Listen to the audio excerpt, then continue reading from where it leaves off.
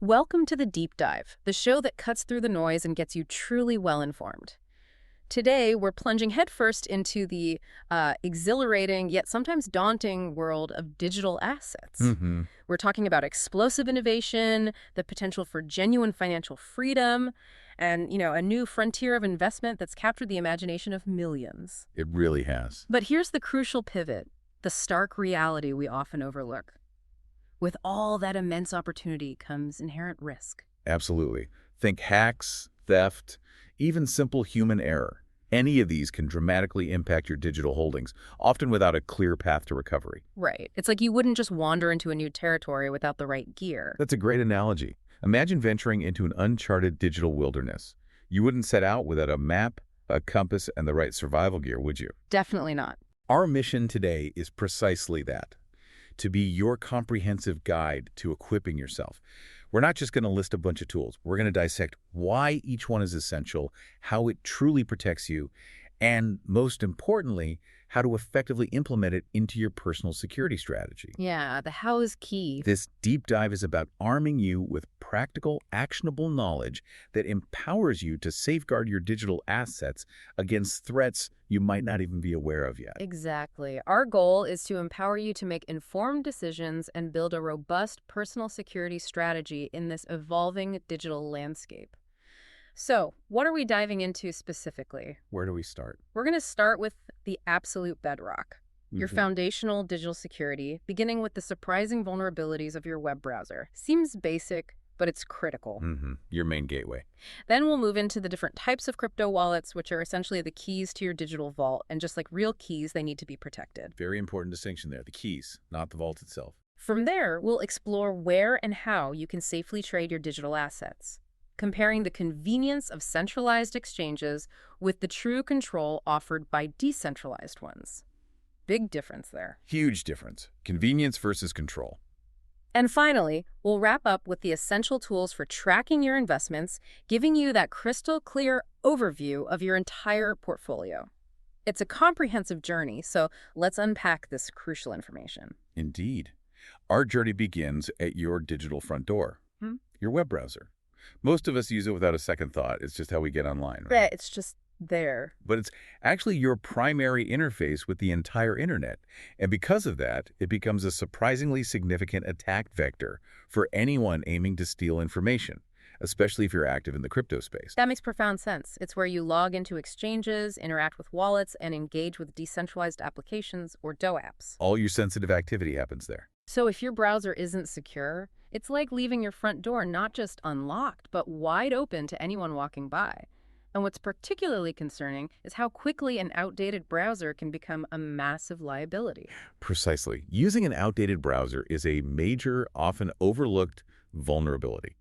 They frequently lack the latest security patches, leaving you exposed to a variety of sophisticated cyber attacks. Like what specifically? Well, we're talking about malware, which can secretly infiltrate your system and record everything you type or view.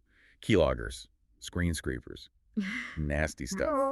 Then there are phishing attempts designed to trick you into revealing sensitive information through fake websites that look legit. Very common in crypto. I bet.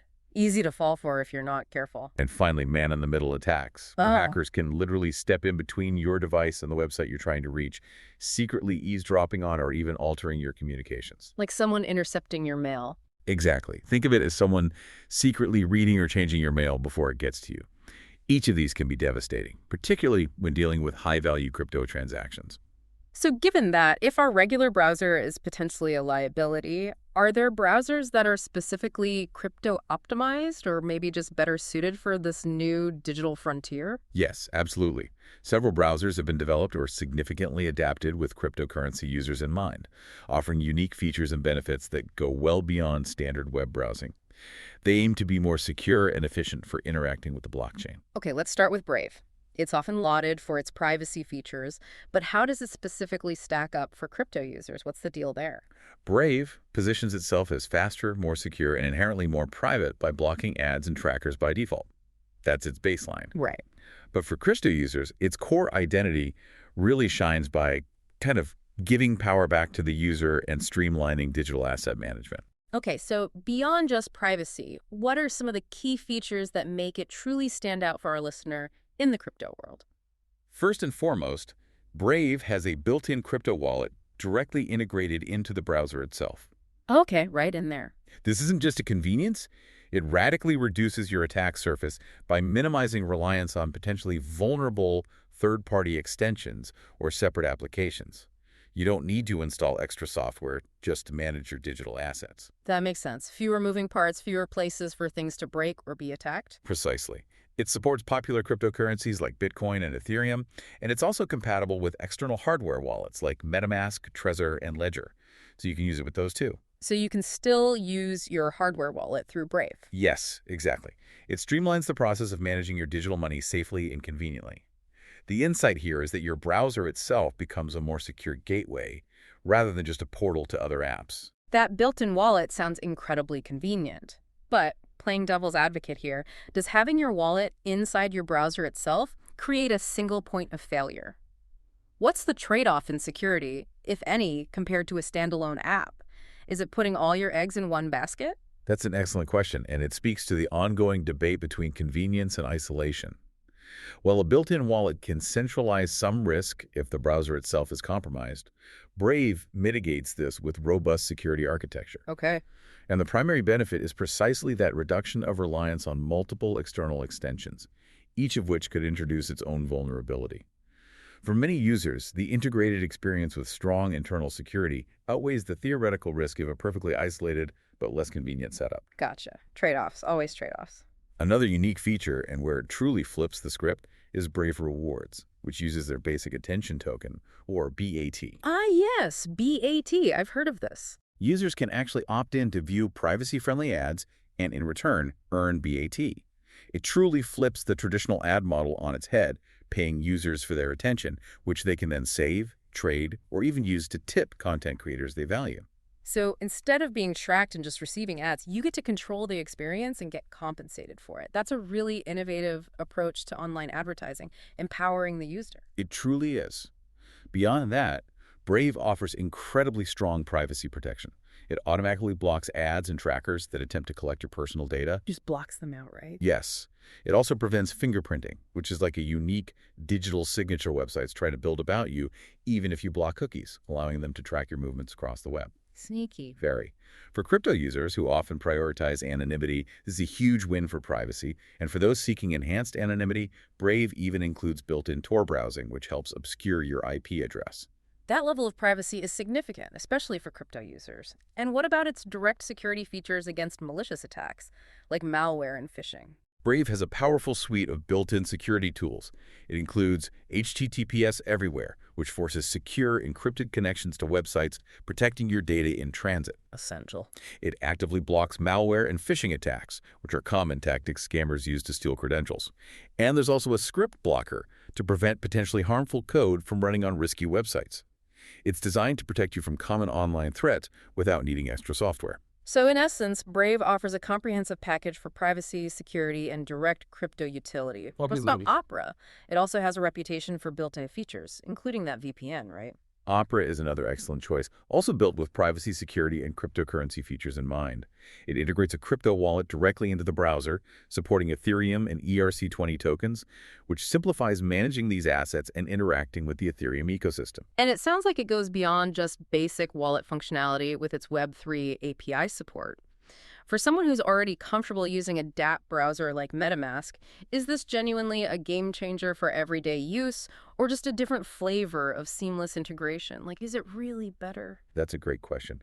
While MetaMask is still a powerhouse, Opera's Web3 API support means it allows direct interaction with decentralized applications, or dApps like crypto exchanges, blockchain-based games, or NFT marketplaces, all without needing additional plugins. Okay, so no extra extension needed. Right. For users who prefer an integrated browser experience over managing separate extensions, it can definitely be a game changer, simplifying access to the decentralized web. Less clutter, potentially less risk. That's a clear benefit for accessibility. What else makes Opera unique? Opera also utilizes a blockchain-based DNS system called Handshake. This allows users to access decentralized websites, making them inherently more resistant to censorship and central control compared to traditional websites that rely on centralized registrars. So harder to block or take down those sites. Exactly. This means a website using Handshake is harder to take down or block. And as you mentioned, it has a built-in ad and tracker blocker, which not only protects your data from collection, but also speeds up browsing. And the VPN. Crucially for security, it includes a free built-in VPN. This encrypts your internet traffic and hides your location, offering an extra layer of security, especially when you're conducting crypto transactions on exchanges or dApps, particularly on public Wi-Fi. A free built-in VPN is certainly a compelling offering. What about Firefox, a long-standing browser known for its focus on privacy and open-source nature? It doesn't seem to have the built-in crypto features of Brave or Opera. Is it still relevant here? You're right. Firefox doesn't have a native crypto wallet like Brave or Opera. Its strength lies in its extensive support for crypto add-ons and extensions. Ah, the extension ecosystem. Yes, this means you can easily install popular wallets like MetaMask and MyEtherWallet alongside price trackers and news aggregators, allowing you to completely tailor your crypto experience. So it's more about flexibility and user choice rather than out-of-the-box integration. That certainly appeals to those who like granular control. Precisely. And Firefox boasts strong privacy and security features natively. It includes tracking protection and enhanced tracking protection, or ETP, which are designed to block online activity tracking. Privacy focus. A significant point here is that Firefox doesn't sell user data, which aligns well with the privacy-centric mindset of many crypto users. Its customizable browsing experience also allows for granular control over security and privacy settings, giving users the power to personalize their online environment to a very high degree. That level of user control is appealing. Moving on to Microsoft Edge, the successor to Internet Explorer. How does it fare in the crypto security landscape? I confess, when I think cutting-edge crypto security, Microsoft Edge isn't the first thing that springs to mind. That's a fair perception, but Microsoft Edge has evolved significantly. Built by Microsoft, it aims to be fast, secure, and feature-packed. Its key strengths lie in its robust security. It actively blocks phishing attempts and malware, and it also takes a deeper security step, disabling something called just-in-time JavaScript compilation. Okay, what does that mean in simple terms? Think of it as shutting down a specific pathway hackers might use to inject malicious code into your browser, reducing your exploit risks. It's a more technical layer of defense. That sounds like a solid security foundation that's a bit more advanced than just blocking pop-ups. It is. And because Edge is built on Chromium, the same underlying technology as Google Chrome, it supports thousands of Chrome extensions. Oh, interesting. So you get the Chrome extension library. Pretty much. This means you can still use popular password managers, ad blockers, and crypto wallets like MetaMask within Edge. Plus, for users already integrated into the Microsoft ecosystem, it offers seamless integration with services like Office, OneDrive, and Bing AI, making it convenient for those who work within that environment. So, it offers familiarity and integration for a large user base, while still providing strong security. Finally, let's talk about Google Chrome, arguably the most popular browser globally. How does its vast popularity and ecosystem translate to crypto security, or does its widespread use make it a bigger target? Google Chrome is widely popular for good reason. It's fast, secure, and highly customizable. It offers an incognito mode for private browsing, which doesn't save your history or cookies on the device. Standard feature, but useful. Its biggest asset, however, is its vast extension library. This huge ecosystem includes all the essential tools like ad blockers, password managers, and, importantly for us, widely used crypto wallets like MetaMask. Right, that library is huge. While its popularity certainly makes it a target, Google invests heavily in security. So the community and developer support are massive advantages, which means security flaws are often patched quickly. Exactly. Chrome also has built-in security features like sandboxing, which isolates web pages to prevent malicious sites from harming your device. It receives regular security updates to patch vulnerabilities, often silently, and has built-in malware detection for downloads and dangerous websites. And for businesses. For business and IT teams, it even offers enterprise features like zero trust access and data loss prevention, showing its commitment to high-level security. Okay, so we've looked at specific browsers. What are some universal best practices that apply to any browser, regardless of which one you choose, to enhance crypto security? Because ultimately, it's not just about the tool, but how you use it, right? Absolutely. These general best practices are critical, regardless of your browser choice, forming the backbone of your online defense. First, always clear cookies and data after each restart. Really, after every restart. It's a good habit. Websites store cookies that can remember login details and keep you logged in. Hackers can exploit these stored cookies to hijack your accounts. Clearing them regularly significantly reduces that risk, ensuring a fresh start each time. Is this really that big a deal? Most people just close their browser and call it a day. It's a big deal, particularly in the crypto space where the stakes are so high. A persistent cookie holding your exchange login session. That could be the foothold an attacker needs. Okay, point taken. What else? Second, always use secure websites, meaning those that start with HTTPS. The S stands for secure, indicating that the data between your browser and the website is encrypted, preventing interception by malicious actors. Look for the lock icon. Exactly. Most modern browsers can even be configured to block insecure HTTP sites automatically, forcing you onto safer ground. And an ad blocker. I'm guessing that's not just for convenience, like avoiding annoying pop-ups. Far from it. Using an ad blocker like uBlock Origin or AdGuard is crucial. Beyond just removing annoying ads, some online advertisements contain hidden malware that can infect your device, a tactic known as malvertising. Malware and ads, wow. Yeah, ad blockers prevent these risks and also block intrusive tracking, making your browsing both safer and faster. What about something called certificate authorities? That sounds quite technical. Is that something users need to manage? A certificate authority, or CA, is like a digital passport office. They issue digital certificates that verify a website's identity and ensure your connection is secure. However, some CAs might have poor security or could even be coerced by malicious actors. So, a dodgy passport office. Kind of. It's important to remove trust from any suspicious CAs to protect against malicious website impersonation. You can check your browser or operating system settings to manage these, ensuring you're only trusting legitimate digital passport offices. Usually this is handled well by default, but it's good to be aware of. And third-party cookies. What's the fuss there? Why block those? Blocking third-party cookies is another privacy enhancer. These are cookies placed by domains other than the one you're currently visiting, often for advertising or analytics. They track you across different websites to build detailed profiles for advertising. So they follow you around the web. Pretty much. Yeah. Blocking them limits this cross-site tracking, significantly improving your privacy and making it harder for advertisers to follow your every move online.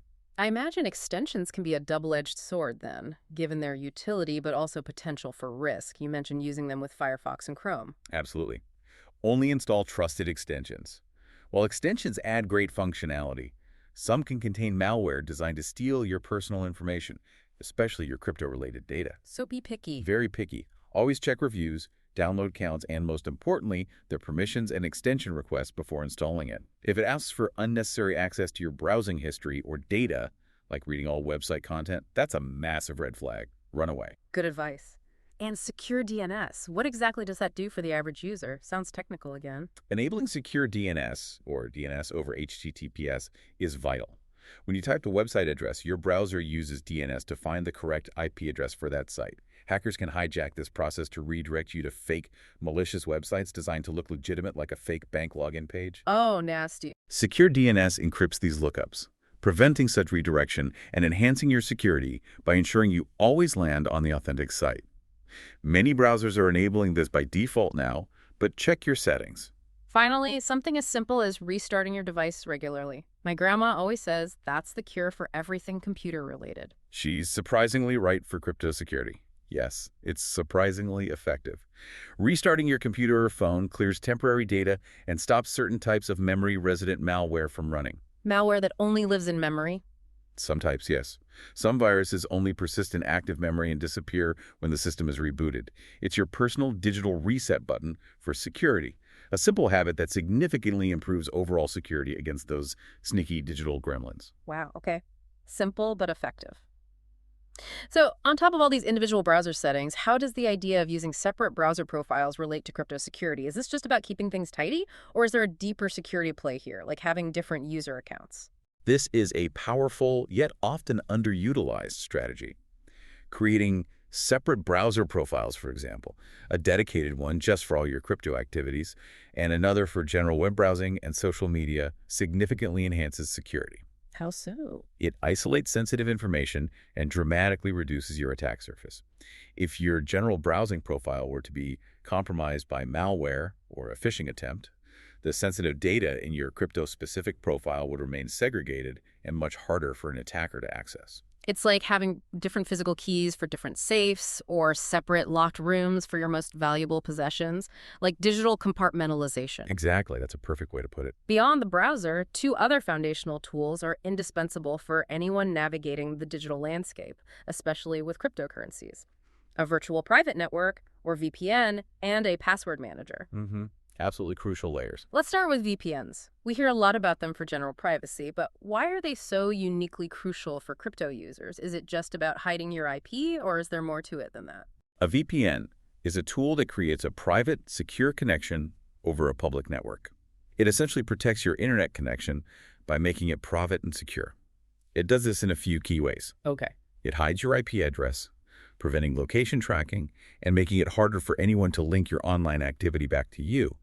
More crucially, it encrypts your internet traffic, scrambling your data from snoopers like hackers or even your own internet service provider, turning it into unreadable gibberish. Scrambles the data. Got it. Your connection is routed through secure servers, making it appear as if you're browsing from a different location. For crypto users, this encryption is invaluable. It protects your transactions, especially when you're using public Wi-Fi networks. Like at coffee shops or airports. Exactly. Those are notoriously insecure and easily intercepted. It keeps your actual IP address private, preventing tracking of your online activities by various entities. And in some cases, it can indeed help you bypass geo-restrictions to access certain crypto exchanges that might not be available in your physical location. Right, accessing services unavailable in your country. It's an essential layer of defense for maintaining privacy and security during sensitive operations. So it's about protecting your data in transit and also enhancing anonymity. Are there any particular VPNs that stand out for crypto users, given these unique needs? Any recommendations? Yes, a few are highly recommended. NordVPN is known for its strong encryption and vast server network, with over 6,400 servers in 111 countries. That's a lot of options. Huge network. It includes threat protection, blocking ads and malware, has a strict no-logs policy, meaning it doesn't keep records of your online activity, which is key for privacy, Very important. and offers split tunneling, which is useful for selectively routing traffic, like maybe you only want your crypto exchange traffic going through the VPN. Oh, handy. It's often recommended for those who need fast speeds and broad global access to exchanges. And what about Norton's Secure VPN?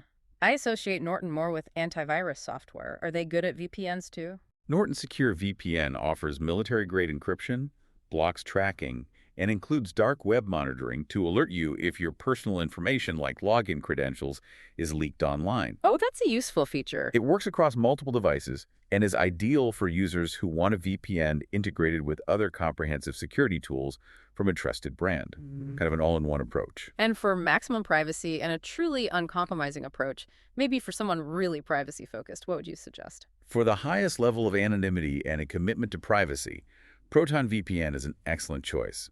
It prioritizes privacy with a strict no-logs policy, benefits from strong Swiss-based privacy laws. Swiss privacy laws are strong. Yes, they are. And uses robust encryption. Its secure core technology routes traffic through multiple servers for extra security, making it best for crypto traders seeking the utmost anonymity and protection against sophisticated attacks. Okay, multiple hops for extra security.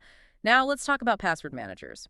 Most browsers offer to save passwords, and honestly, it's so convenient. But you're advocating for a dedicated tool. Why is that so indispensable for crypto users? Is browser-saved passwords truly that risky? Browser-saved passwords, while convenient, can indeed be risky if your browser or device is compromised. If malware gets access to your browser, it might be able to extract those saved passwords. Right, they store it right there. A password manager is a critical tool that stores, organizes, and generates unique, strong passwords for all your online accounts. It saves them in an encrypted vault, meaning you only need to remember one strong master password to access everything else. One password to rule them all? Sort of, yeah. Yeah. Crucially, it can automatically create complex, unique passwords for every new account and even autofill them for you, eliminating the temptation to use simple or reused credentials. That sounds like a massive convenience, but also a huge security upgrade by removing human error, like using password 123 everywhere. It is. For crypto users, this is non-negotiable. Password managers prevent the use of weak or reused passwords, which are major hack vectors. If you use the same password for multiple sites and one site gets breached, all your accounts are at risk, including your crypto exchange logins. Domino effect? Exactly. A manager ensures each login is unique and strong. And most importantly, they can securely store sensitive crypto wallet information like seed phrases and private keys. Ah, okay. Storing the seed phrase itself. Is that safe? While some very knowledgeable people prefer purely offline storage for these critical pieces of information for ultimate security like etched in metal, totally air-gapped. A highly secure password manager is still a vastly better option than writing them on sticky notes, saving them in unencrypted text files, or using easily guessable phrases. It's a significant step up for anyone prioritizing secure digital organization. Okay, much better than a text file on your desktop. Oh, much, much better. So, which password managers are recommended for crypto users, especially for those who might be storing sensitive crypto information? Dashlane is excellent for its advanced features. It generates strong passwords, offers dark web monitoring to alert you if your credentials appear on underground markets, autofills secure sharing, and even includes a built-in VPN. It's great for users who want an all-in-one security suite with robust capabilities. And 1Password. I've heard particularly good things about its security features for very sensitive information, like seed phrases. 1Password is particularly noted for its ability to securely store and encrypt private keys and seed phrases for crypto wallets. It uses specific field types for this. It has a unique travel mode feature that can hide sensitive data when you're crossing borders. Oh, clever. And it fully supports two-factor authentication, or 2FA, for added security on top of your master password. It's an ideal choice for securing critical crypto wallet information due to its strong encryption and specialized features. And for simplicity, perhaps for someone just starting out, or who prefers a less feature-rich but still secure option, maybe less overwhelming. NordPass offers simplicity and strong encryption.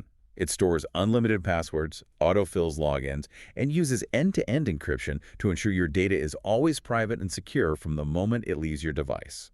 It's a great option for users looking for ease of use combined with robust security, often bundled with NordVPN too. So if you combine a VPN and a password manager, what kind of synergy do you get? Is it just two tools working in parallel, or is there a truly amplified effect, like 1 + 1 = 3? The synergy between a VPN and a password manager is immense. They significantly amplify your security posture for managing cryptocurrency. They're not just two tools working side by side, but complementary layers in a comprehensive defense system. How so? A VPN protects your internet activity, encrypting your connection and hiding your IP address, ensuring your transactions remain private and secure from snoopers who might try to intercept your data. Meanwhile, a password manager secures your accounts and wallet logins by providing strong, unique passwords and securely storing critical information like seed phrases, making your entry points impenetrable. It's like having an armored vehicle for your data and a fortified vault for your credentials. One protects the journey, the other protects the destination access. Exactly. That's a perfect analogy. For example, combining NordVPN with 1Password offers maximum privacy for your online activity and highly secure storage for all your passwords and critical crypto wallet information. Strong combo. Alternatively, Proton VPN with Dashlane provides enhanced security features and dark web monitoring, keeping an eye out for any compromises while maintaining utmost anonymity. And Norton VPN with NordPass offers an all-in-one security solution with easy password management.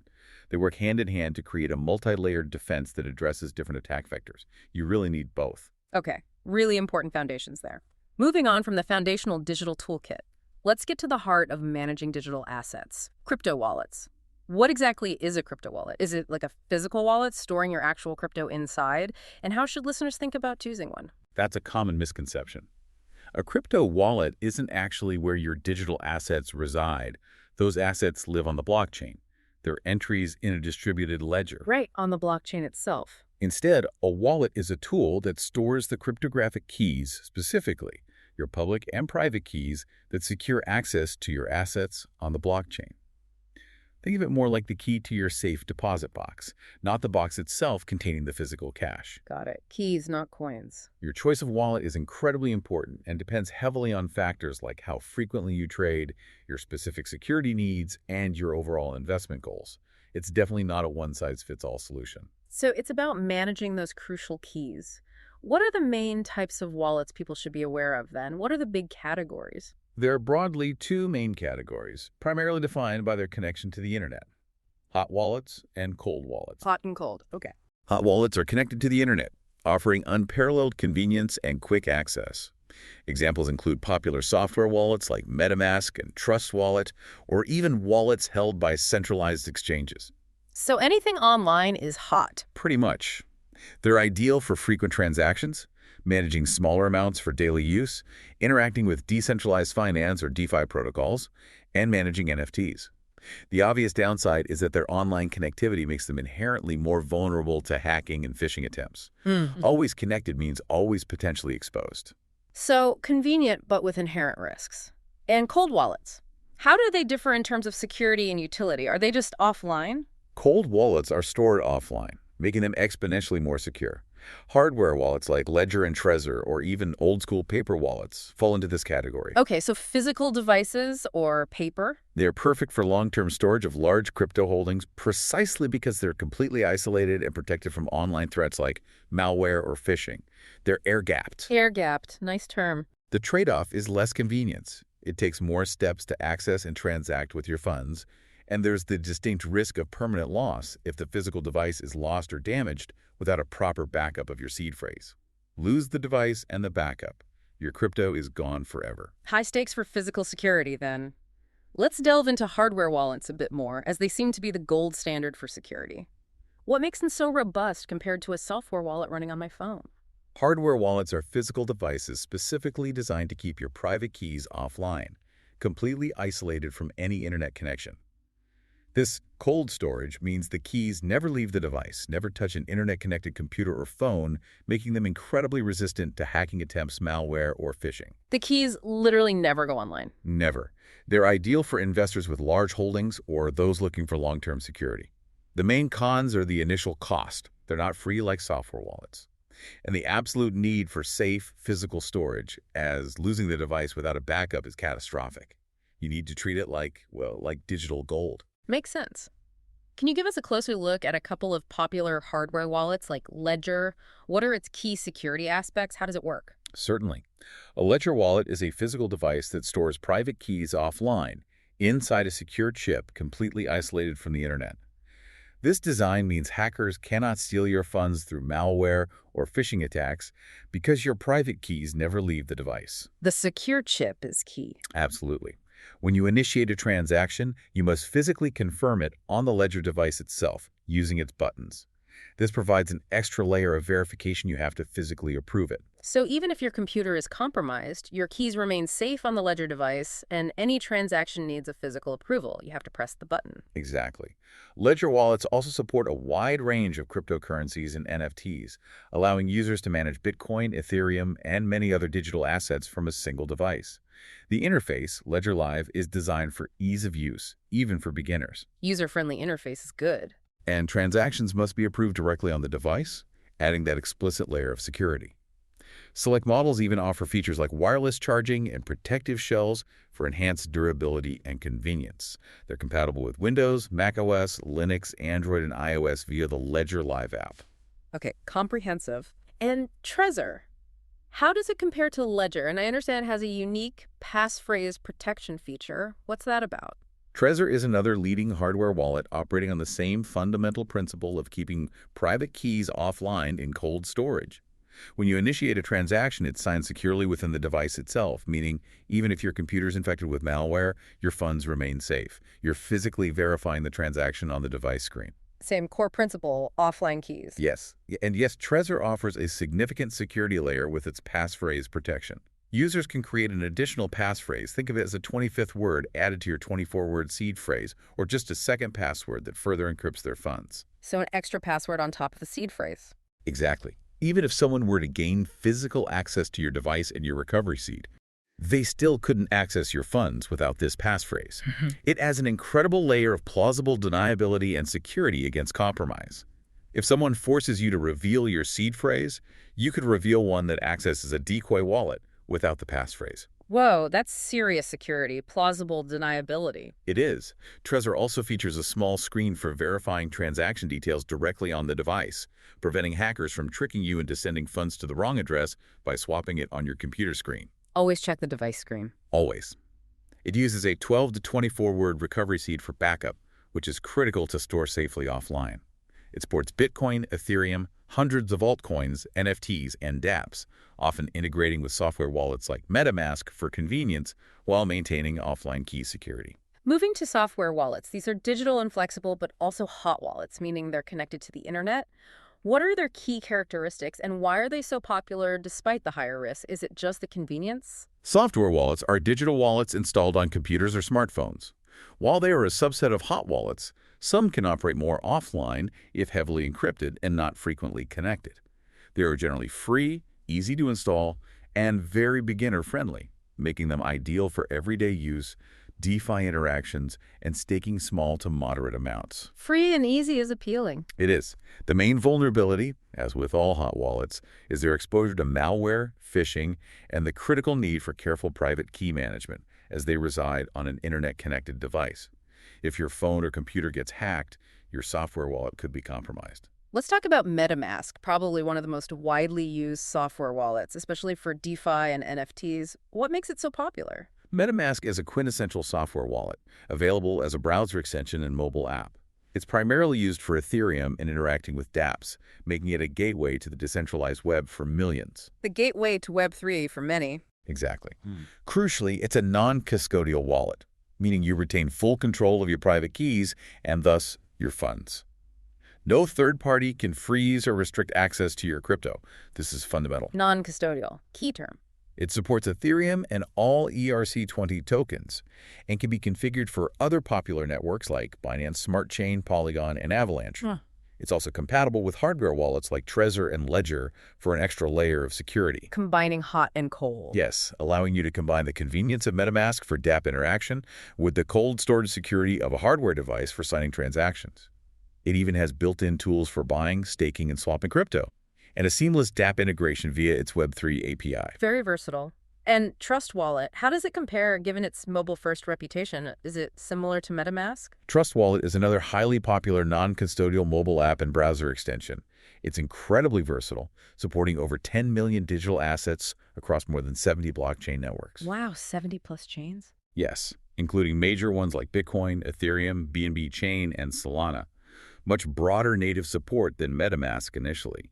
It also has built-in crypto buying, swapping through its decentralized exchange integration and staking capabilities. Plus, it offers NFT storage and marketplace integration, making it a comprehensive solution for diverse digital assets on the go. Sounds very comprehensive. Phantom Wallet specifically for Solana, right? Or has it expanded? Originally for Solana, yes, but Phantom has impressively expanded to support Ethereum, Polygon, and Bitcoin now, making it a powerful multi-chain option. Okay, so multi-chain now. It's also non-custodial and offers robust built-in security features, including scam detection.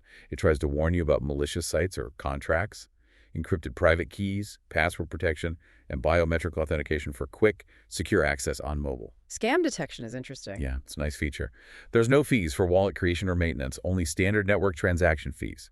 It provides seamless dApp and NFT integration, particularly strong within the Solana ecosystem for its speed and incredibly low fees.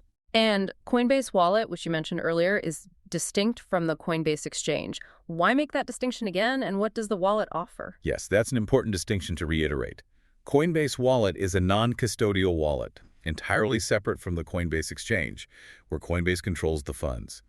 With Coinbase Wallet, you retain full control of your private keys, which is paramount for true ownership. You hold the keys. You hold the keys. It supports thousands of cryptos, NFTs, and dApps across multiple chains like Bitcoin, Ethereum, Solana, and Polygon.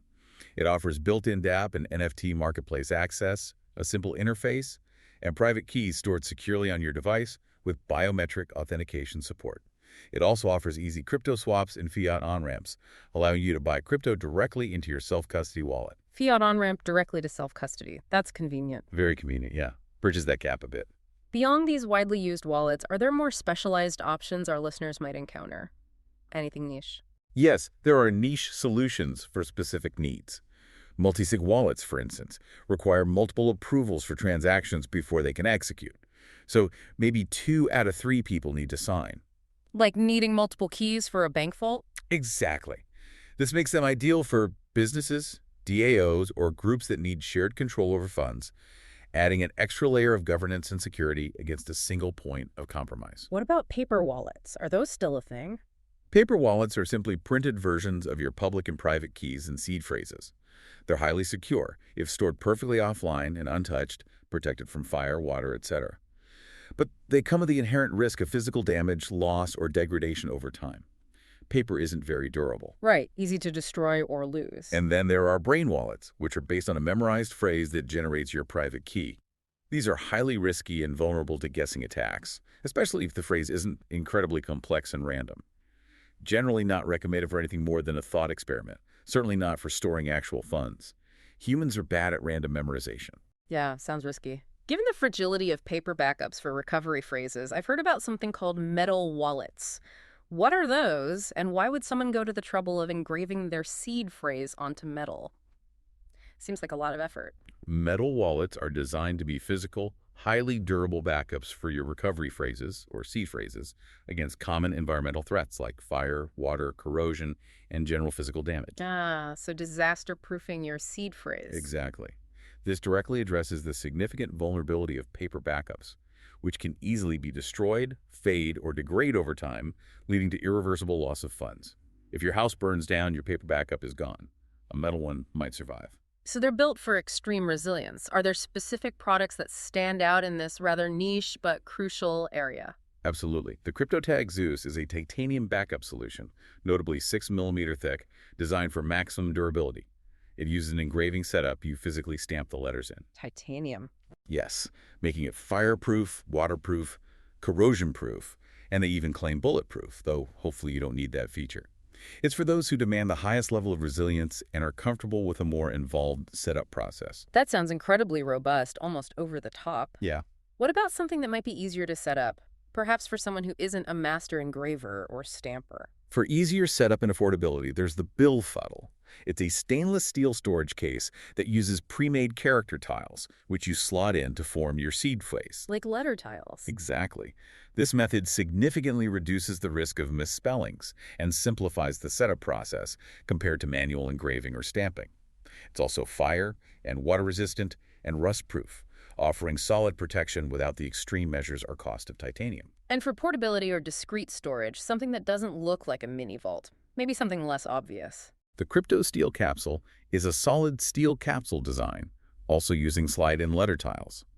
It's known for extreme heat and pressure resistance, but its capsule form factor also makes it portable and discreet for storage, looking more like a heavy-duty pen or cylinder than a typical backup plate. Okay, different form factor. The best practice, regardless of which metal solution you choose, is to diversify your backups.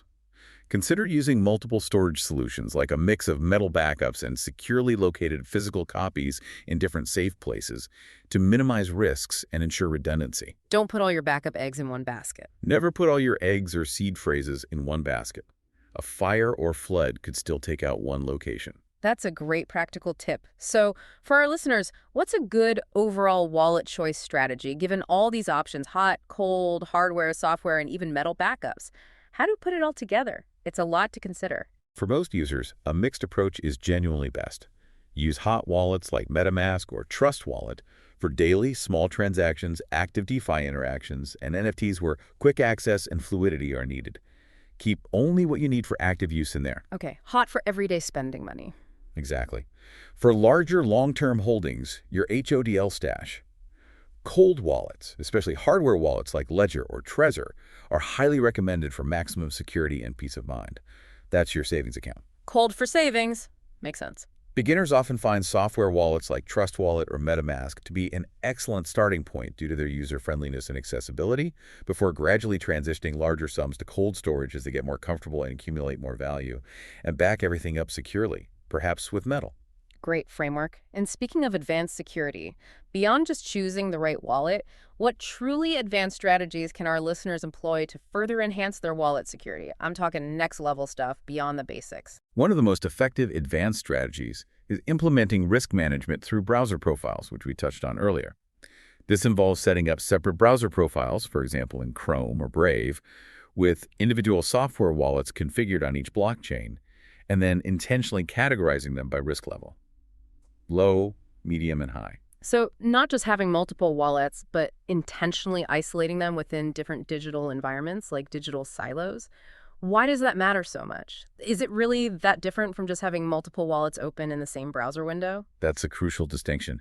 It's all about enhanced security through isolation, minimizing points of attack. By segregating your general web browsing from your specific crypto activities into separate browser profiles, you significantly reduce the risk of exposing sensitive information. If one profile were to be compromised, say, by malware from a general browsing site you visited, or a phishing link clicked on social media, your other profiles containing valuable assets would remain segregated and much harder for an attacker to access.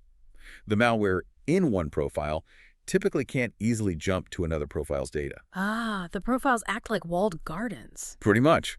This approach also drastically improves organization, helping you avoid accidental clicks or confusion between your degen wallet and your savings wallet, and further protects your privacy by limiting the amount of personal data accessible through any single profile.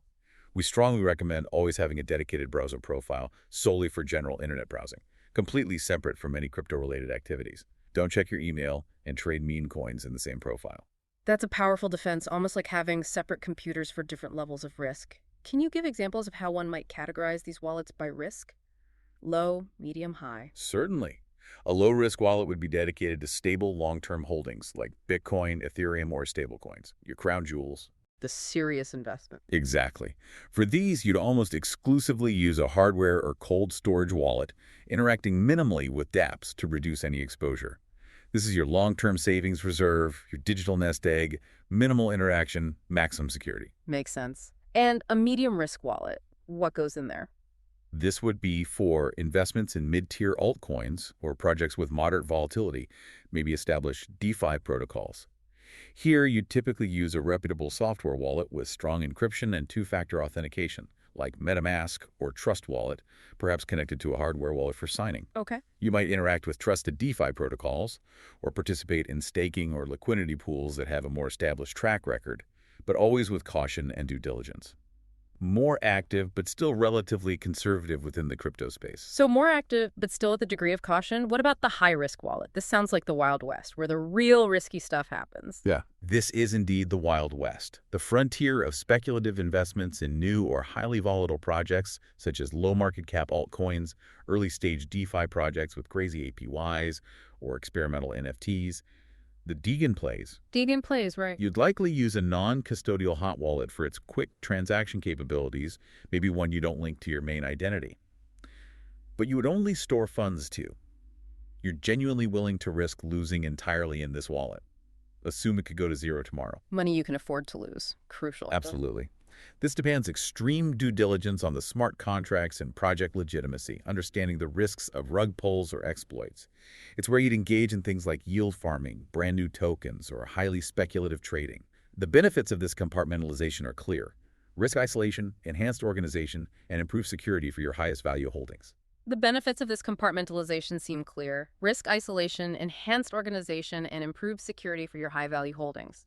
What are the best practices for implementing this strategy beyond just setting up profiles? Always keep the private keys and recovery freezes for each distinct wallet separate and secured in different physical or encrypted locations. Don't store your low-risk hardware wallet seed phrase next to your high-risk hot wallet key. Separate storage. Got it. Regularly review the activity within each wallet to ensure no unauthorized access or suspicious transactions.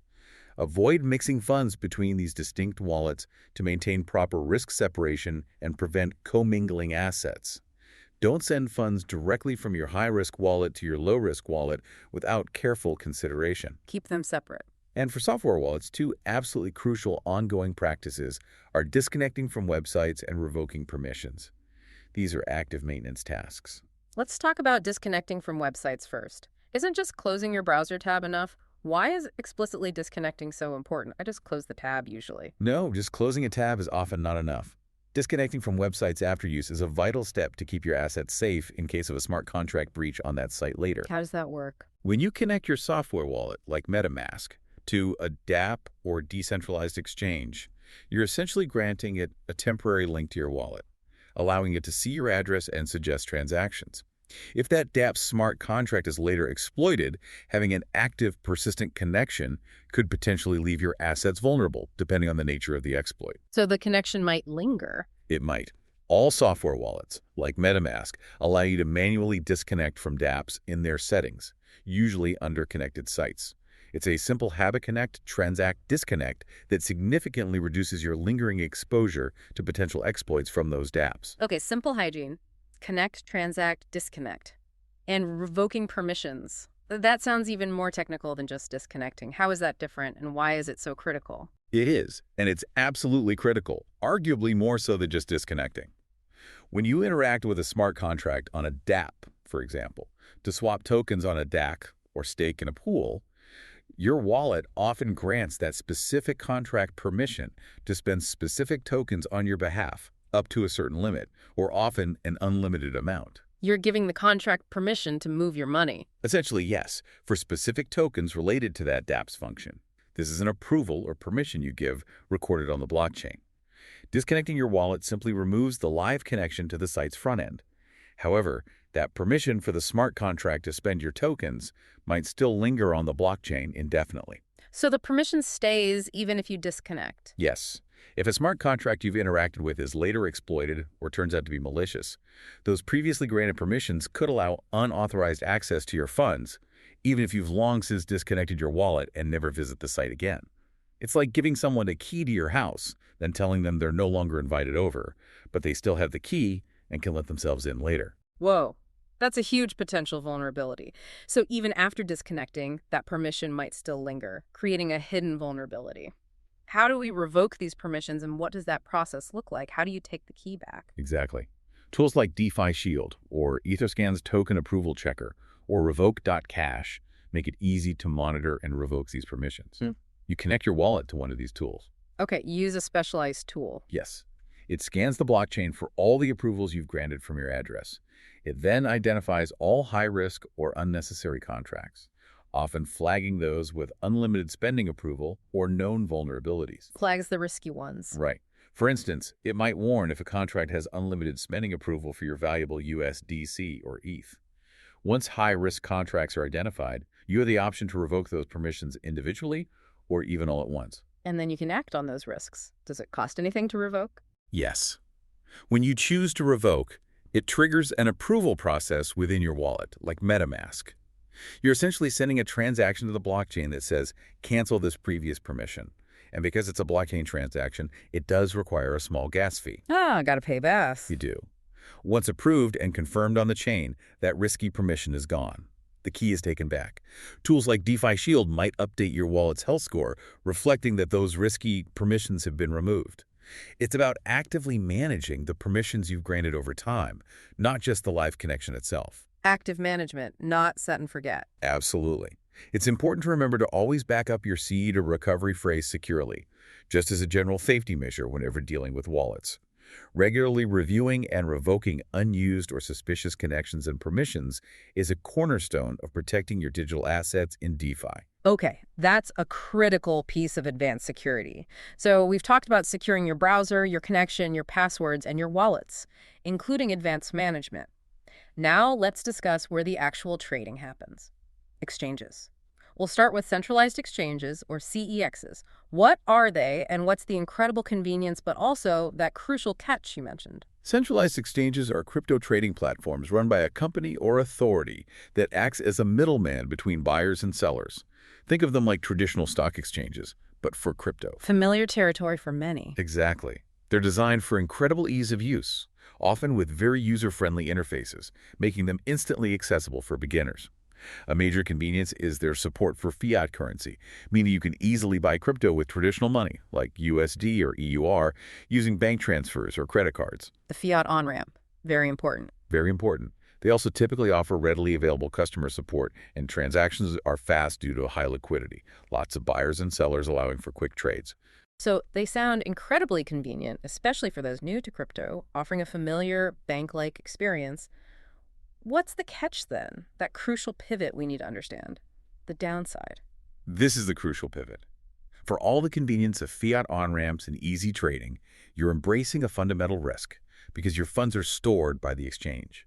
They hold the private keys to the wallets containing your deposited crypto. Ah, so they hold the keys. Yes.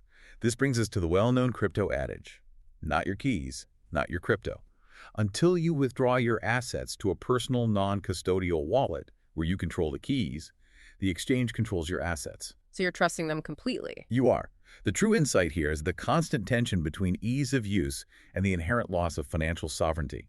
When you relinquish control of your private keys, a lesson painfully learned by many in incidents like the Mt. Gox hack years ago or the more recent FTX collapse, where billions in customer funds vanished due to mismanagement and fraud. Right, those were huge wake-up calls. Huge. While most reputable CEXs employ strong security measures, cold storage for most funds, insurance, audits, the inherent risk of central custody remains. If the exchange gets hacked, goes bankrupt, or faces regulatory action, your funds could be lost or frozen. And I imagine they also have regulatory oversight, which brings its own set of implications, like KYC. Yes, regulated platforms typically require identity verification through Know Your Customer, or KYC, and anti-money laundering, or AML, checks to comply with laws. You have to upload your ID, maybe proof of address. It's privacy, then. Definitely less privacy compared to decentralized options. This provides a level of consumer protection and helps combat illicit activities, but it's a trade-off. CEXs are ideal for beginners or traders prioritizing convenience, speed, and fiat deposits, but always with the understanding that they are trusting a third party with their assets. Best practice is often to trade on a CEX, then withdraw to your own wallet for storage. Trade there, don't store there long-term. Got it. Let's look at some key CEXs. For beginners, platforms like Coinbase, Kraken, and Gemini are often recommended. What makes them good starting points? And let's drill down into one or two of those. You're right. Those three are excellent entry points due to their user-friendliness and strong security reputations, especially in regulated markets like the U.S. Coinbase, for example, is lauded for its extremely intuitive interface and robust fiat on-ramps, making it arguably the easiest way for newcomers to buy their first crypto with traditional money. Simple, clean, very popular. The go-to for many first-timers. It often is. It's highly regulated in the U.S., which provides a sense of security for many users looking for compliance. Kraken, founded way back in 2011, is one of the oldest and most trusted exchanges. It allows users to buy, sell, trade, and even stake a wide range of cryptocurrencies and accepts multiple fiat currencies. Kraken's been around forever. Pretty much, in crypto terms. Their fees are competitive, especially for high-volume traders, and they emphasize strong security with multi-signature wallets, extensive cold storage for customer funds, and regular proof of reserves audits. They offer a good balance of ease for beginners and more advanced features for experienced traders. Okay, so Coinbase for absolute beginners, Kraken for those wanting a bit more depth with a trusted name. What about Gemini? Also US-based, right? Yes, Gemini, founded by the Winklevoss twins, is another US-based exchange known for its strong regulatory compliance, particularly with the New York Department of Financial Services, NYDFS, which has strict standards. They really emphasize a security-first approach. Security first is good. Very. They offer spot trading, staking, crypto rewards programs, and a secure wallet. They also have insurance coverage for funds held in their hot wallets, which adds a layer of protection. And Gemini Active Trader, for more advanced users, offers lower fees and deeper liquidity. They also issue their own stablecoin, the Gemini Dollar, GUSD. Okay, so 3 strong options for regulated, user-friendly CEXs. What about for the more advanced trader or those looking for a wider range of assets or features like high leverage, maybe outside the main U.S. regulatory focus? For advanced traders looking for higher leverage, more altcoin variety, and sophisticated tools, global platforms like Binance, the global version, not Binance, US, Bybit, OKX, KuCoin, and Gate.io really step into play, though access might be restricted depending on your location, especially the U.S. Right, the global giants. Let's talk Binance. Global. Huge volume. Binance, as the world's largest exchange by trading volume, offers an extensive range of services. It supports over 350 cryptocurrencies, has some of the lowest trading fees starting at 0.1%, even lower if you use their BNB token, and boasts incredibly high liquidity, meaning tight spreads and fast execution. What about features? It provides advanced trading tools, including futures with up to 125x leverage, very high risk, obviously margin trading options, and various passive income options like staking, savings, launch pools for new tokens. Binance also has its own NFT marketplace and the expansive Binance Smart Chain (BSC) ecosystem. Strong security measures, too. However, again, this global platform is generally not available to U.S. residents due to regulatory issues. They have Binance.us, which is separate and more limited.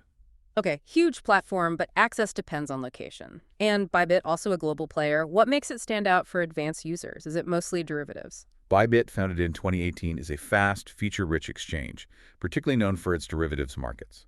It offers both spot and derivatives trading, including futures and perpetuals with up to 100x leverage and popular copy trading features where you can mirror successful trader strategies. Copy trading is popular. It is. It boasts a high-speed trading engine capable of 100,000 transactions per second and deep liquidity, appealing to serious traders who need speed and reliability. Fees are low, and maker fees can even be negative sometimes, meaning they pay you to provide liquidity. It offers staking and earned products, plus the Bybit Launchpad for investing in new tokens early. Like global Binance, it's generally not available in the U.S. What about OKX, KuCoin, and Gate.io? They often come up for altcoins. Yes, they're known for listing a huge variety of assets, often before they hit the bigger exchanges. OKX is a global exchange with spot, futures, options, up to 125x leverage, supporting over 350 cryptos. It has strong staking and DeFi offerings and its own non-custodial OKX wallet. KuCoin is famous for its vast selection of over 700 altcoins, often called the People's Exchange. It offers low fees, futures up to 125x, margin, and extensive earned products. Gate.io is perhaps the king of altcoins, listing over 1,700 cryptocurrencies, often very early. It also offers futures, margin, options, comprehensive earned features, and a platform for early project access called Gate Startup. Again, these three are generally not licensed or easily accessible in the U.S. So a massive world of global exchanges, but with significant regulatory hurdles for some users. To sum up the CEX landscape, what are the key takeaways for our listeners regarding which CEX might be best for their needs? Okay, quick recap. For absolute beginners needing easy fiat access and simplicity, Coinbase is often the top choice. For a balance of ease, trust, more features, and strong regulation, Kraken and Gemini are excellent, especially in the U.S. Advanced traders needing deep liquidity, high leverage, and sophisticated tools will find global platforms like Binance, Bybit, and OKX appealing, assuming they can access them. If security and compliance are paramount, Gemini, Coinbase, and Kraken lead the pack among regulated options. If you're an altcoin hunter looking for the widest variety, Gate.io and KuCoin support an enormous number of trading pairs. And for those interested in passive income through staking and lending, Binance, OKX, KuCoin, and Gate.io provide numerous options, alongside Kraken and others. But remember the core risk, not your keys, not your crypto on any CEX. That's a great overview of the centralized world, highlighting both convenience and inherent risks. Now let's pivot to decentralized exchanges, or DEXs, which promise true control and privacy. How do they fundamentally differ from CEXs, and what's the core philosophy behind them? Why choose a DEX? DEXs represent a fundamental shift in how trading works. They allow direct peer-to-peer crypto trading without any central authority, company, or middleman in between. They operate entirely using blockchain technology and smart contracts code running on the blockchain. Peer-to-peer, no middleman. Exactly. The most significant difference in the core philosophy is that DEX are non-custodial. This means users retain full control of their private keys and therefore their funds at all times. Your crypto never leaves your personal wallet during the trading process itself. So the famous crypto mantra, your keys, your crypto, is truly in action here. Truly. Your assets never leave your personal wallet, like MetaMask or Trust Wallet, to be held by the exchange. The smart contract facilitates the swap directly between user wallets. So no single entity holds your assets, which sounds like maximum security from counterparty risk. Does that mean no identity verification? And how do they actually facilitate trades without a central order book matching buyers and sellers? In many cases, yes. Many DEXs do not require identity verification or KYC, offering a higher degree of privacy compared to CEXs. You just connect your wallet and trade. Just connect and go. Pretty much. They facilitate trades primarily using automated market makers, or AMMs, which are smart contracts holding pools of tokens, or sometimes using on-chain order books, but always directly from user wallets. This eliminates the need to deposit funds onto an exchange platform. However, a key challenge is that DEXs typically do not support fiat deposits or withdrawals. Ah, right. No easy way to get dollars or euros in or out. Correct. You usually need to already own cryptocurrency to begin trading on a DEX, meaning you often need to use a CEX first as an on-off ramp to acquire your initial crypto or cash out. That's a crucial point for beginners. What are some of the other challenges then, beyond the lack of fiat support? It sounds like there's a higher barrier to entry, maybe more technical. While offering greater control and privacy, DEXs do come with challenges. They generally have lower liquidity compared to the major CEXs, especially for less common tokens. This can lead to higher price slippage on larger trades, meaning the price might move against you significantly during the swap, and you might not get the exact price you expected. Slippage. Got it. Price impact. Transaction fees, the network gas fees, can also be higher and less predictable, especially on blockchains like Ethereum during peak times. You're paying the network fee directly for your swap transaction. Ethereum gas fees can be brutal sometimes. Yeah, they can. And because everything relies on open source smart contract code, vulnerabilities in that code are a significant risk. If there's a flaw in the DEX's smart contract, it could be exploited by malicious actors, potentially draining funds from the liquidity pools or affecting users who interact with it. Smart contract risk is inherent. So DEXs are ideal for users who prioritize security from counterparty risk, privacy, and tree decentralization, but who are prepared for a steeper learning curve, potential slippage, variable fees, and smart contract risk. Exactly. They are more technically complex and less beginner-friendly than centralized exchanges. You need to manage your own wallet, understand gas fees, be aware of contract risks. But for those willing to engage with that complexity, they offer unparalleled control and embody the true spirit of decentralized finance, censorship-resistant, permissionless trading. Let's profile some key DEXs, starting with Uniswap, which is often considered the pioneering decentralized exchange on Ethereum. What makes it so foundational?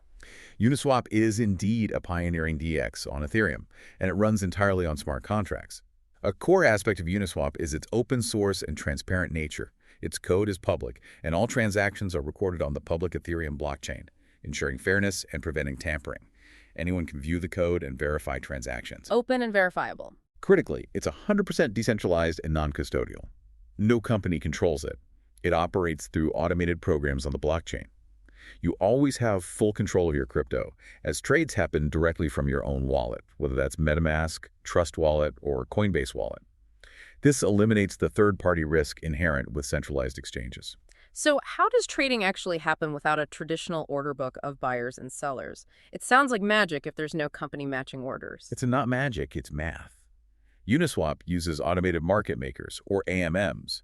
Instead of buyers and sellers placing individual orders, AMMs are smart contracts that hold reserves of 2 or more tokens in liquidity pools. Pools of tokens. Exactly. These AMMs use mathematical formulas, like the constant product formula, Geiss-K, to determine the price based on the ratio of tokens in the pool. When you swap, you add one token to the pool and move the other, changing the ratio and thus the price for the next trade. So the pool itself provides the liquidity. Correct. These pools are funded by users, called liquidity providers, or LPs, who supply cryptocurrency, for instance, pairing Ethereum with a stablecoin like USDC. In return for providing liquidity and taking on some risk, like impermanent loss, LPs earn a share of the trading fees generated by swaps in that pool. This ensures there's always liquidity for instant trading, even for less common token pairs. LPs earn fees. Got it. Uniswap also has its own governance token, UNI, allowing holders to vote on platform decisions like fee structures or upgrades, making it genuinely community-driven. What about Curve Finance? I understand it specializes in stablecoins, which sounds like a very specific niche. Why specialize like that? Yes, Curve Finance is a DX on Ethereum that is uniquely specialized for efficient, low-cost stablecoin trading, such as USDT, USDC, DAI, and others. Its AMMs use different mathematical formulas specifically optimized for assets that should trade very closely in price, like stablecoins pegged to the dollar or different wrapped versions of Bitcoin. Optimized for things that should be 1.1. Exactly. This drastically reduces fees and slippage when swapping these stable assets compared to a general-purpose AMM like Uniswap's main pools. This is critical because stablecoins should always trade close to 1.1, and Curve makes that exceptionally efficient. Like Uniswap, it is fully decentralized and non-custodial. It's perfect for users who want to move large amounts between stable assets with minimal risk and cost, or arbitrageurs. And PancakeSwap, is that on a different chain, which would imply lower fees? I hear about it a lot with Binance Smart Chain. Exactly. PancakeSwap is a hugely popular DEX built on the BNB chain, formerly Binance Smart Chain. Because BNB chain has much lower transaction fees and faster execution speeds compared to Ethereum's mainnet, PancakeSwap became very popular. Cheaper and faster. Yes. It shares many similarities with Uniswap, using AMMs and liquidity pools for instant trading. Its low trading fee, often around 0.25% per trade, makes it very cost-effective. Additionally, PancakeSwap provides extensive opportunities for staking in syrup pools and yield farming, where users can earn rewards, often in its native cake token, by locking up their tokens in liquidity tools. It's an excellent alternative for budget-conscious traders and those seeking passive income on a faster, cheaper chain. Next, Thorchain. This one sounds like it's designed for truly native cross-chain swaps without wrapped tokens, which would be groundbreaking for interoperability. How does that work? That's precisely its defining feature and a huge innovation. Thorchain is a DEX protocol designed for native cross-chain crypto swaps. This means you can trade actual Bitcoin for actual Ethereum directly, peer-to-peer, without needing wrapped versions of those tokens, like WBTC on Ethereum, which introduce additional trust assumptions and bridge risks. So real BTC for real ETH, no IOUs. Exactly. It's fully decentralized, run by a network of nodes with no central authority. It empowers true peer-to-peer trading across different blockchains using its own network and liquidity pools containing native assets. Its native Royun token is crucial for network security.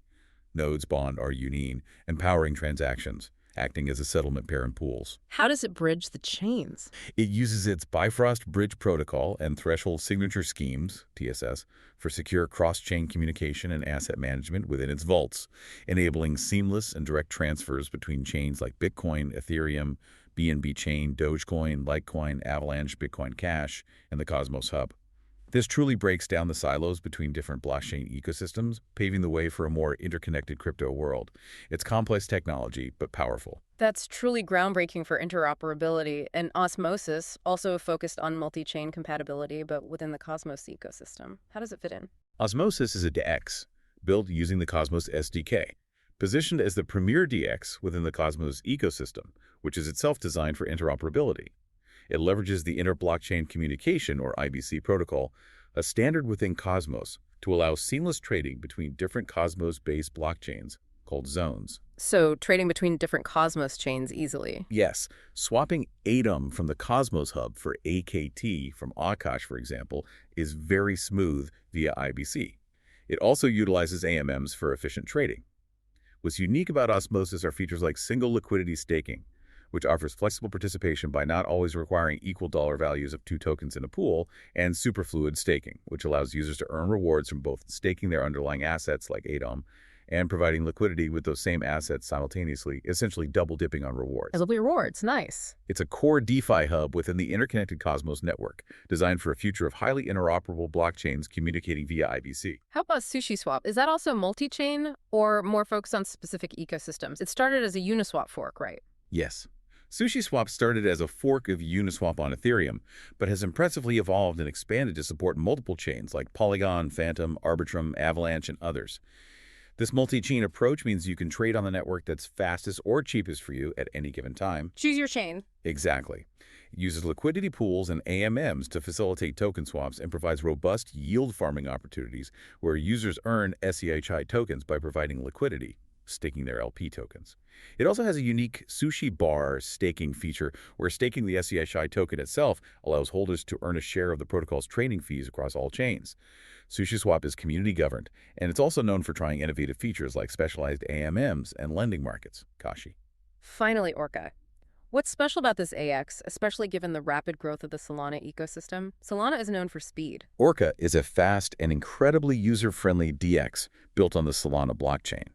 Its decentralized architecture operates via smart contracts, and being on Solana means it boasts incredibly fast transactions, often confirming in milliseconds, and extremely low fees, often a fraction of a cent. Solana speed and low fees are its hallmark. They are. Orca prioritizes user experience with a very simple and intuitive interface designed to make DeFi accessible even for beginners. It shows you price impact and fees very clearly.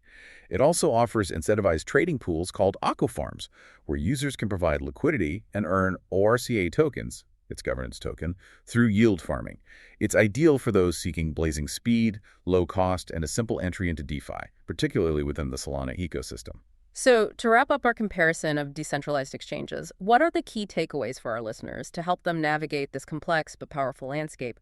Where should they start or look based on their needs? Okay, quick DEX summary.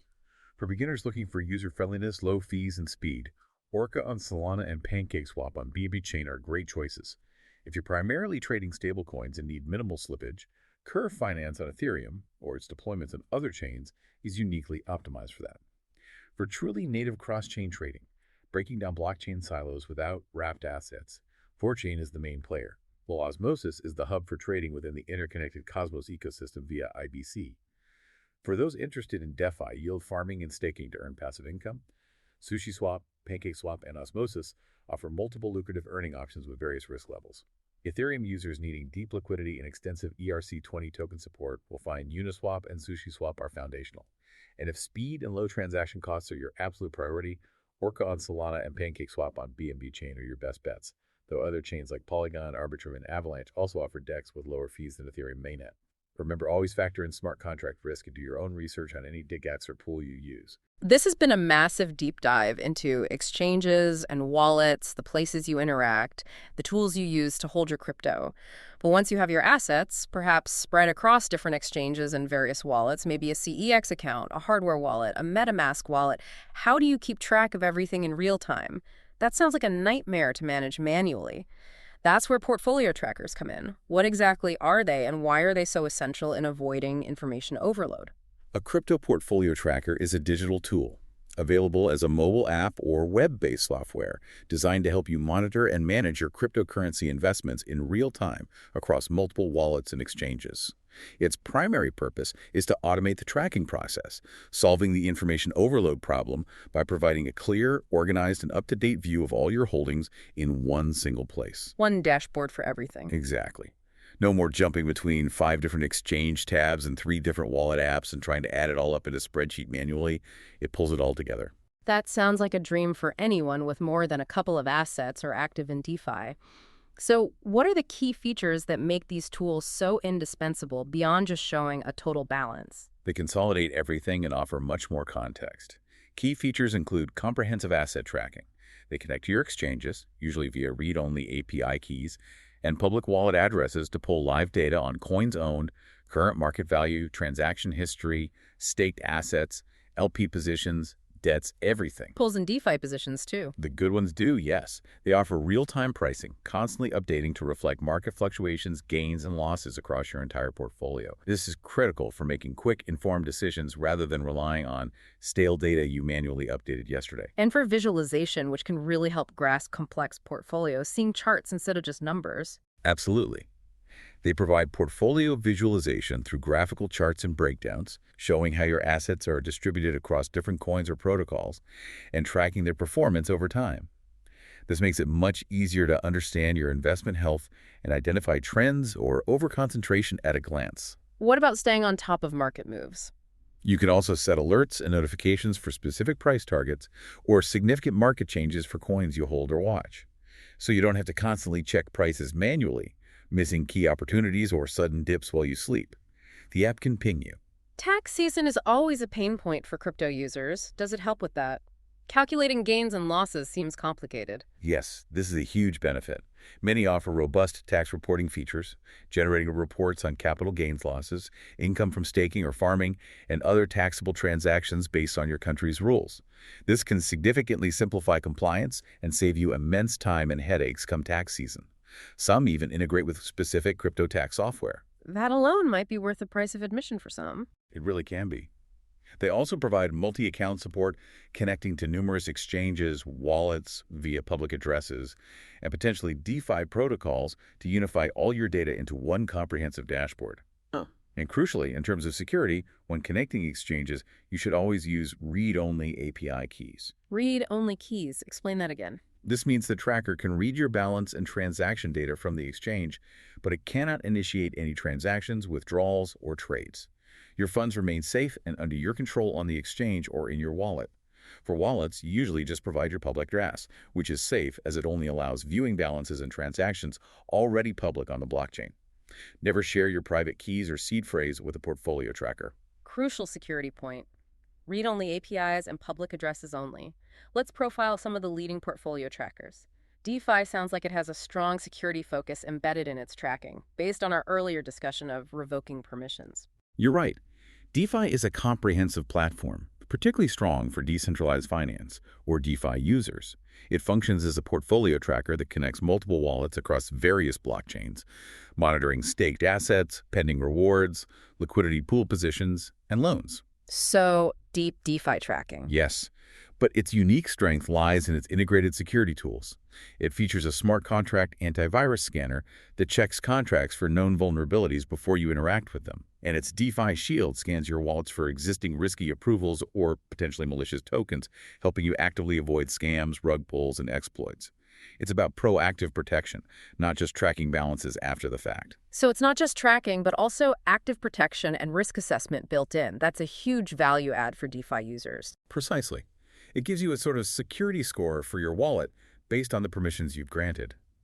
It also includes yield exploration tools to discover farming opportunities across different protocols, providing metrics like total value locked, TVL, historical returns, and contract risk scores to help assess opportunities.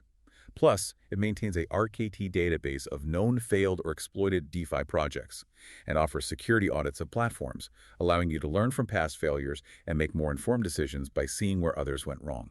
Learning from history, important in crypto. What about DeBank? I've heard it has a strong social component, which is unusual for a financial tracker, like social media for wallets. DeBank is indeed a social-enabled Web3 portfolio tracker. It allows you to view DeFi and NFT holdings across Ethereum and numerous EVM-compatible chains, tracking positions, staked assets, loans, and NFTs. What makes it social is that you can also input other public wallet addresses to see their holdings and activities, great for analyzing what whales or successful DeFi users are doing. So you can literally follow other investors and see their strategies transparently on the blockchain. That's fascinating. Yes, and it leans into this with social features. You can follow other wallets, and it calculates a total value of followers, or TVF, score for wallets, reflecting the combined value of assets held by wallets following them, adding a unique gamified social element. You can post short updates, like tweets associated with your wallet address, and even earn rewards for engagement through their platform. Wow, gamified and social. It even has a unique high feature for direct messaging, where users can set a price, paid in crypto, for receiving direct messages from strangers, which helps reduce spam and allows influential wallets or individuals to monetize communication. It's definitely trying to build a social layer on top of portfolio tracking, with leaderboards ranking wallets by net worth, allowing you to track top investors and follow whale movements easily. That's a very different approach, combining finance with social interaction and even monetization. What about CoinStats? That seems like a more traditional all-encompassing tracker, maybe less focused on the gen social side? CoinStats is a very comprehensive crypto portfolio management platform, known for its extensive integrations across both CEXs and wallets. It connects to over 300 exchanges and wallets, including all the major ones like Binance, Coinbase, MetaMask, Trust Wallet, etc., with real-time data synchronization using those read-only APIs or public addresses. Huge number of integrations. Yes, very broad coverage. It offers advanced portfolio analytics, tracking overall performance, profit-loss calculations, including tricky things like cost basis, asset allocation charts, and historical growth, with customizable price alerts for coins. It also supports DeFi and NFT tracking, monitoring staking, lending, yield farming positions, and the value of your NFT holdings pulls from various chains. So good for both CeFi and DeFi tracking. It aims to be. CoinStats provides a user-friendly interface with a clean layout and customizable dashboard.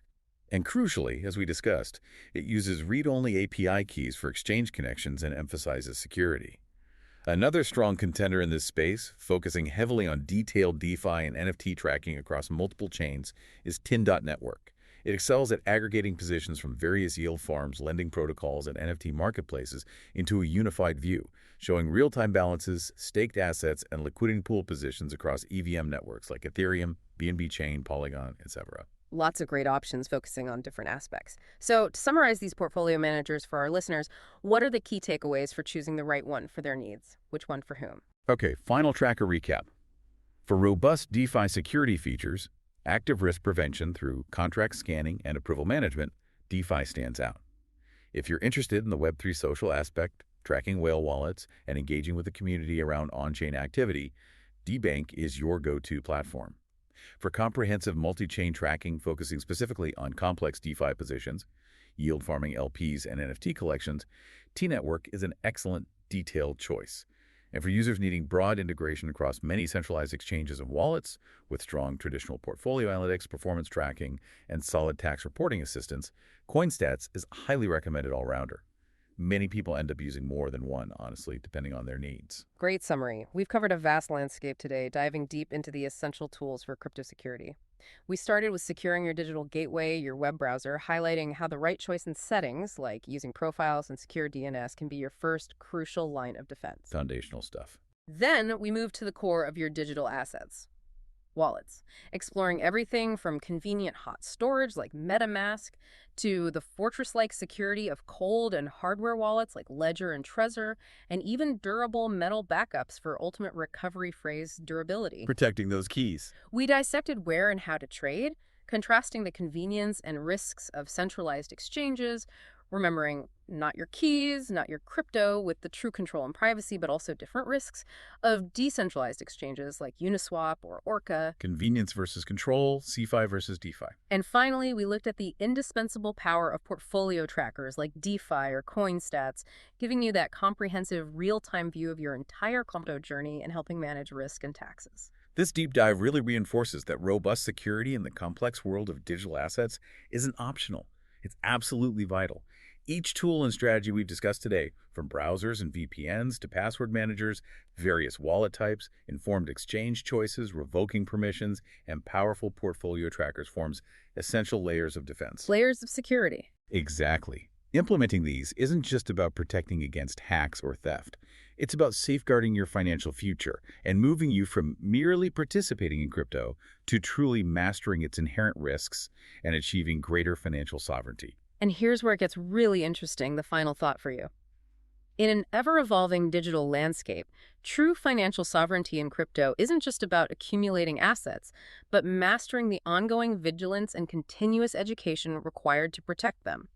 How will you adapt your shield as the digital frontier expands and new threats emerge? The journey of learning and adaptation in crypto security is continuous. The landscape changes constantly. New wallets, new exchanges, new scams, new security tools. So must your defenses. We highly encourage you to actively implement the strategies discussed today and to keep exploring the best practices as the space evolves. Your vigilance is truly your greatest asset. Thanks for joining us for this deep dive. Until next time, stay safe, stay informed, and keep building that digital frontier responsibly.